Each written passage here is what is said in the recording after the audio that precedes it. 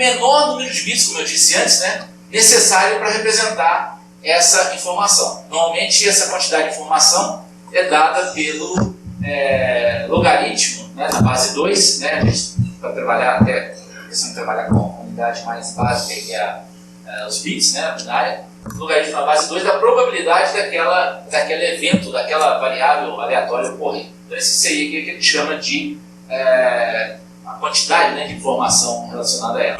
Se essa probabilidade, desculpa que aqui eu errei no subscrito aqui, mas enfim, se a probabilidade PI ela é nula, né, então não tem praticamente chance nenhuma daquilo acontecer, tem uma incerteza máxima, então a quantidade de informação aqui tem infinito. Se por outro lado, se eu tenho uma probabilidade 1 ou bem próximo de 1, quer dizer, praticamente certo que vai acontecer, igual eu falei, o Sol vai nascer amanhã, né, ninguém vai dar bola porque aquilo não tem incerteza praticamente nenhuma. Né? Vamos lá. E aí a gente chega no conceito clássico fundamental de entropia, né? Se a gente tem uma série de variáveis, né, de um conjunto de variáveis, uma variável aleatória, você tem várias instâncias dela, todas elas têm a mesma probabilidade, né, você tem um conjunto de n variáveis, todas elas têm a mesma probabilidade, obviamente, então a probabilidade de cada uma ocorrer é 1 sobre n, tá certo? E nesse caso a gente diz que a quantidade de informação de cada instância do x é igual para todos, então C, né, vai ser esse menos log 2 desse p que é igual para todo mundo. Né? Agora, o mais comum, o mais normal é a gente ter instâncias dessa variável x, essas instâncias com probabilidades diferentes. Né? E aí a gente pode então fazer um cálculo de uma média ponderada dessas quantidades de informação. Então aqui nós temos a quantidade de informação da variável x1, aqui da instância x1, né, da ocorrência x1, aqui a quantidade de informação de x2 e até de xn. E se a gente fizer uma média ponderada com a probabilidade de cada um, né, então a probabilidade vezes a quantidade de informação, a probabilidade vezes a quantidade de informação, fizer essa média ponderada, né, a gente chega nesse somatório, que é isso que a gente chama de entropia da informação, que nos dá uma ideia, né, do quanto de informação que tem essa mensagem, essa variável. Né? Se essa entropia ela está nula, né, ela vai ser nula se uma daquelas variáveis, lá x1, x2 e xn, tiver uma probabilidade de ocorrer. Ou seja, tem uma das variáveis lá que é líquida e certa que ela vai ocorrer, a probabilidade dela ocorrer é 1, então as outras probabilidades obviamente são 0, porque a soma de todas tem que dar 1, e aí nós vamos ter entropia nula, ou seja, não tem novidade nenhuma. Entropia nula significa não tem novidade. É aquela questão de que o Sol vai nascer, então essa informação tem entropia, né, muito próxima de 0. Agora, a entropia pode chegar no valor máximo, né, se a gente tiver essas variáveis todas com a mesma probabilidade de ocorrência, ou seja, quando você vai jogar o dado, supondo que o dado seja viciado, todas as faces do dado têm a mesma probabilidade, né, de 1/6, então é um caso aí que nós temos uma entropia máxima. A entropia é interessante para a gente, porque a gente fala de entropia, agora fazendo um duelo, né, com o nosso assunto aqui, a entropia é interessante porque a gente quer fazer, quando a gente vai trabalhar com chaves criptográficas, a gente não quer criar uma chave que seja fácil de alguém deduzir. Essa chave, quanto mais imprevisível ela for, mais seguro é. Né? Então, quando você pega uma chave, olha os 128 bits da chave, os 256 bits, seja quantos bits forem, se esses bits são bem aleatórios mesmo e bem imprevisíveis, ou seja, se a entropia é alta, isso é um sinal de que você está com um sistema ou com uma escolha de chaves mais seguro. Né? E aí, não tem nem preparado isso aqui, não ia falar disso, mas já que eu toquei no assunto, é uma questão bastante importante na área de segurança, caso vocês venham lidar com o assunto em algum momento, é a questão dessa geração de chaves, né, para você usar em algum algoritmo criptográfico. Né? Quanto mais aleatório, quanto mais imprevisível, melhor, nós acabamos de falar.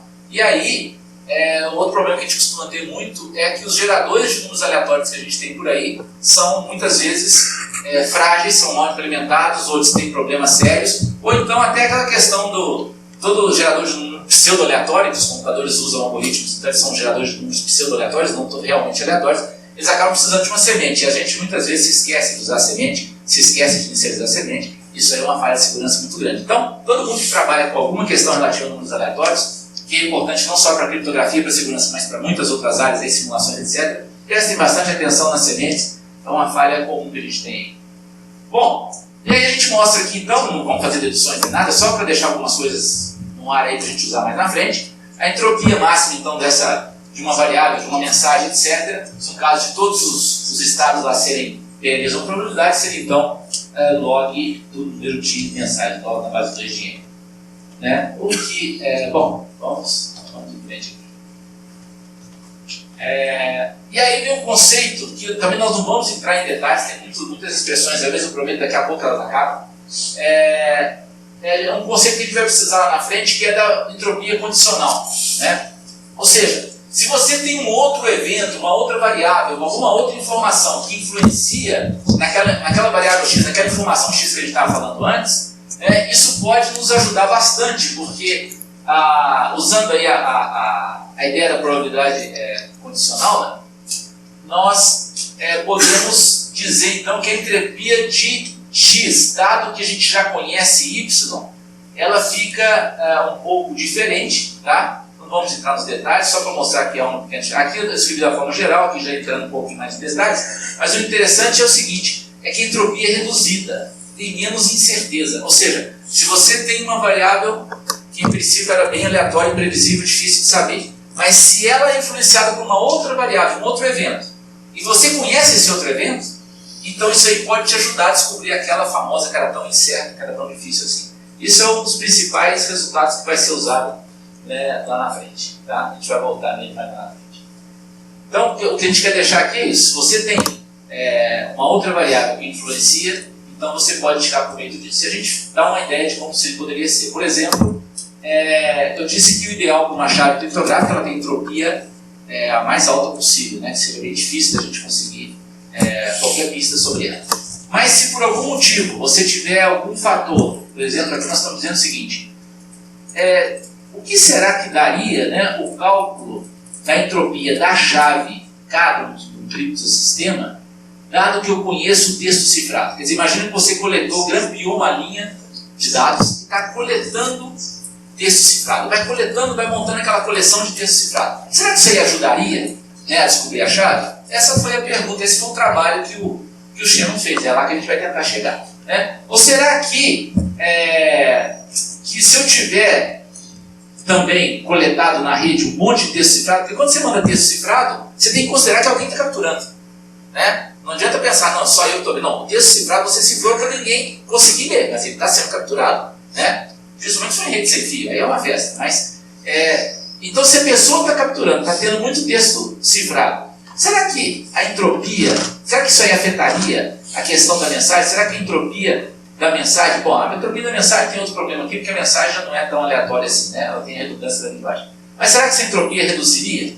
Né? Então, são questões que foram feitas e que acabaram ajudando mais na frente. Na verdade, nós vamos focar mais nessa aqui. Nós estamos mais interessados em descobrir a chave. Descobrindo a chave, você consegue aí, fazer muita coisa interessante, né? Consegue saber todos os segredos das pessoas. Bom, e aí temos alguns conceitos importantes também para esse trabalho do Shannon que ele fez. A gente vai tentar trazer de uma forma mais simples possível, sem incomodar com muita matemática, mas existe um conceito que é a razão, né, de uma linguagem, a razão R de uma linguagem, que é o número de bits de informação que estão presentes em cada caractere de uma mensagem de N caracteres, de N maiúsculo. Né? Então, ou seja, se você pega a entropia da mensagem X, considerando que X seja uma mensagem, então a entropia, na verdade, nos dá uma ideia da quantidade de bits, da quantidade de informação, né, nesse X. Se eu divido pelo número de caracteres que formam X, que é esse N aqui, então eu tenho essa razão R, que seria a quantidade média, né, presente em cada caractere. Se esses caracteres tiverem todas probabilidade igual, a gente sabe que não é, né? A gente usa mais letra A, letra E, né? Z a gente usa muito pouco, né? Isso, as letras do nosso alfabeto não são usadas de maneira uniforme. Mas supondo que fosse, né, se tivesse igual probabilidade, e se nós codificarmos uma mensagem um caractere de cada vez, então a gente pode dizer que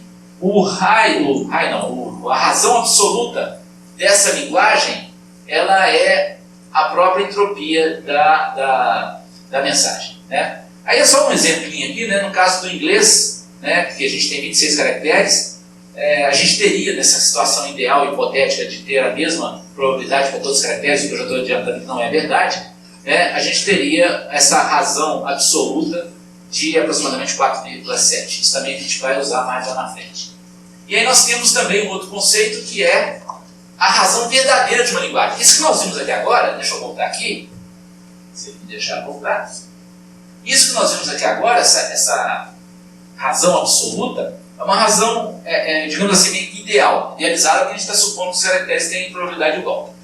E, além de não ter probabilidade igual, nós também temos outra questão nas linguagens reais nossas, que temos uma redundância absurda, né? E aí o que acontece? O Shannon, então, ele prestou atenção nisso e ele falou, então, bom, como as letras aparecem nas linguagens, né? Por exemplo, o alfabeto lá no inglês, aparece com uma frequência diferente, né? Aparece no inglês, se não me engano, a letra E é a mais frequente, né? Depois eu acho que tem a T, já não me lembro mais. Mas o fato é que tem frequência diferente. Além disso, nós temos aqueles conjuntos de letras que sempre aparecem, né? Em inglês, aí, o to, o if, enfim, são os pares, ou os trios, ou os quartetos que aparecem com muita frequência. Em português, né? Palavras que terminam em mente, né? Excepcionalmente, né? Então, temos muitas palavras que terminam em mente. Então, isso tudo é redundância que dá pista. Isso tudo é material para trabalhar, para a gente conseguir obter alguma informação a mais. Então, na verdade, como a linguagem real, ou na verdade a razão real das linguagens, né, pelas pesquisas que o Shannon fez, ele divulgou que estariam situando aí na faixa de 1.2 a 1.5, valor bem menor, né, daquele teórico, né, ideal, né, que foi mostrado aqui de 4.7, que reduz bastante. Bom, como é que a gente interpreta essa razão aí de linguagem, né? Se a gente tiver um alfabeto, por exemplo, o alfabeto inglês, com esses símbolos, então a gente vai ter, vamos imaginar mensagens de tamanho fixo, né? Palavras, a mesma quantidade de letras, todas as palavras lá com, sei lá, 5 letras, né? Então todas as palavras com 5 letras. Essas palavras com 5 letras, se eu tenho essa razão R, essa razão absoluta, então nós vamos ter 2 elevado a n vezes R possíveis mensagens de comprimento N, né? E dentro dessa, isso aqui na verdade seria como se estivesse combinando todos os símbolos, todas as possibilidades de combinar esses símbolos ali. Dessas, obviamente que a gente combinar essas letras todas, nós vamos montar um monte de palavras que não faz sentido nenhum na nossa língua, né? No nosso alfabeto, no nosso dicionário. Não vão fazer o menor sentido. Porém, se a gente separar lá aquelas que fazem sentido, e aí nós vamos chamar. Observe, nós estamos usando o Rzinho aqui para denotar. Deixa eu voltar aqui no slide para confirmar se eu. Tá aqui, ó. Nós estamos usando o Rzinho para denotar a razão da linguagem real, né, das linguagens reais. Então, o que vai acontecer? Se eu formar todas as possíveis combinações de palavras com aqueles S símbolos lá, né, vai formar um monte de coisa que não faz o menor sentido. Agora, se eu pegar aqui só as que fazem sentido, elas vão estar mais ou menos aproximadamente nesse valor de 2 elevado a n vezes R minúsculo. Ou seja, esse conjunto todo eu tenho um subconjunto aqui que são as palavras que fazem sentido. A entropia máxima dessas mensagens, desse dicionário, né? Acho que eu esqueci alguma coisa lá aqui. Acho que eu não defini o L aqui. Bom, vamos ver um exemplo que talvez fique mais claro. Suponha que eu tenho um alfabeto aqui com apenas 5 símbolos, né, e todos os símbolos têm a mesma probabilidade de ocorrência, o que na prática a gente sabe que não é muito verdadeiro. A razão absoluta, né, vai ser logo na base 2 de 5, como nós já vimos lá atrás, dá esse número aqui, e aí eu posso calcular a quantidade de mensagens possíveis que eu faço com esses 5 símbolos. Então, faria aqui 625 mensagens. Nossa, errei aqui, 4, 5, desculpa.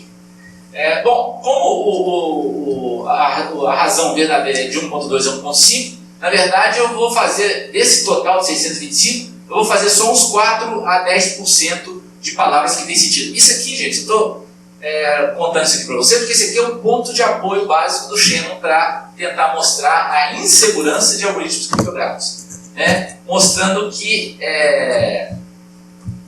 uma porcentagem muito pequena das palavras vão fazer sentido.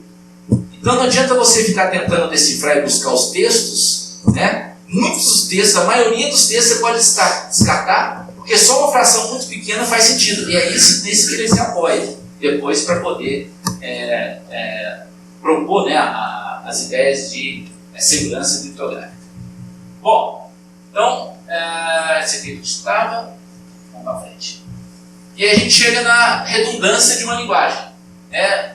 Ele define também a redundância, ou a razão de redundância D, que na verdade é a diferença naqueles dois números que nós vimos antes. Né? Aquele R, que era a razão absoluta, teórica, e o R minúsculo, que é a razão mais prática, mais verdadeira. Então nós temos uma redundância variando aí desse 0,8 até 1,1. Né? E aí fazendo uma conta aqui com a língua inglesa, com seus 26 caracteres, né? E a gente considerando que nós vamos precisar de 5 bits para representar os 26 caracteres, né? 2 a 532, pelo menos 5 bits são necessários, a gente consegue fazer umas continhas aqui e ver que a redundância é da ordem de 3,5 a 3,8. Né? Ou seja, o que significa essa redundância D? Cerca de 3,5 bits redundantes são necessários para codificar uma mensagem em inglês. Né? A gente pode fazer uma conta, dividir essa redundância pela razão absoluta, a gente vê que está na faixa lá de 70% de redundância. Então assim, quando você pega um algoritmo de compressão muito bom, né?